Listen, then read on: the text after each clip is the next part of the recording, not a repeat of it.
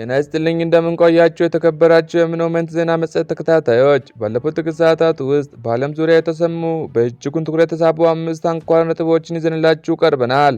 በዛሬው ጥንቅራችን እስከ ዛሬ አሜሪካ በኢራን 14000 ወታደራዊ ኢላማዎች ላይ የሰነዘረችው መጠነ ሰፊ የአየር ጥቃትና የሆርሙዝ ወሽመጥ በመዘጋቱ ምክንያት በዓለም የነዳጅ ገበያ ላይ በእጅጉን የተባባሰ የመጣውን ስጋት እንመለከታለን።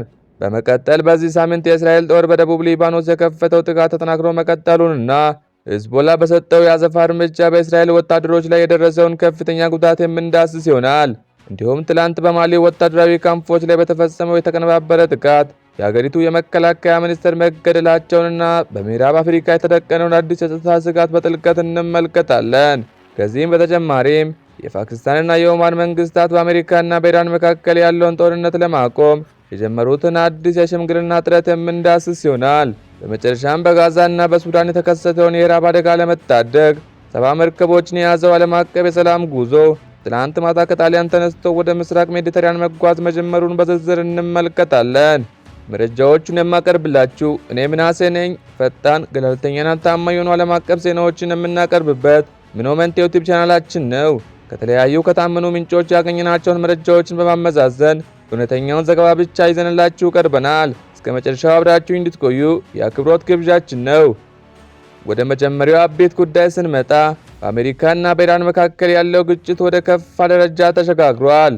ባለፉት 40 ቀናት ውስጥ አሜሪካ በኢራን ውስጥ በሚገኙ 14000 ወታደራዊ ኢላማዎች ላይ መጠነ ሰፊ ጥቃት ሰንዝራለች።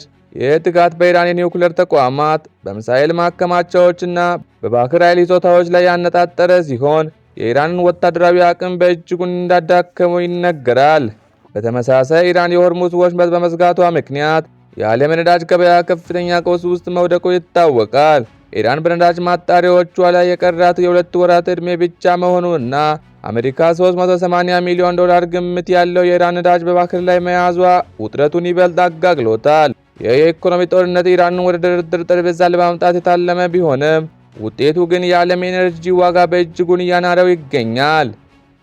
ወደ ሁለተኛው ነጥባችን ስንሸጋገር የእስራኤልና የሂዝቦላ ውጊያ በሊባኖስ ምድር ግለቱን አብሶ ቀጥሏል። እስራኤል በደቡብ ሊባኖስ ቢጫ መስመር በሚል በከለለችው ቀጠና ላይ የምታካሂደው ጥቃት ባለፉት 3 ቀናት ብቻ የ19 ሰዎችን ሕይወት ቀጥፏል። የእስራኤል ጦር ታንኮችና የጦር አውሮፕላኖችን በመጠቀም በሊባኖስ ድንበር አቅራቢያ የሚገኙ መንደሮችን እያፈረሰ ይገኛል። በሌላ በኩል ሂዝቦላ በሰጠው የአጸፋ እርምጃ በጣይባ መንደር ውስጥ በአንዲት የእስራኤል ታንክ ላይ የድሮን ጥቃት ፈጽሟል። በዚህ ጥቃት አንድ የእስራኤል ወታደር ሲገደል 6 የሚሆኑ ደግሞ የቆሰሉ ሲሆን ቆስለው የተረፉትን ለመርዳት የመጣችው ወታደራዊ ሄሊኮፕተርም ሂዝቦላ በድሮን ለማጥቃት ሙከራ ማድረጉ ተዘግቧል። ይህም የእስራኤል ሰራዊት በሊባኖስ ምድር የማይወጣበት ረግረግ ውስጥ እየገባ ነው የሚል ስጋት በእስራኤል የፖለቲካ መድረክ ላይ እንዲነሳ ምክንያት ሆኗል። ወደ ሶስተኛው አቤት ጉዳያችን ስንመጣ በማሊ የመከላከያ ሚኒስትር መገደል በምዕራብ አፍሪካ ከፍተኛ ድንጋጤ ፈጥሯል።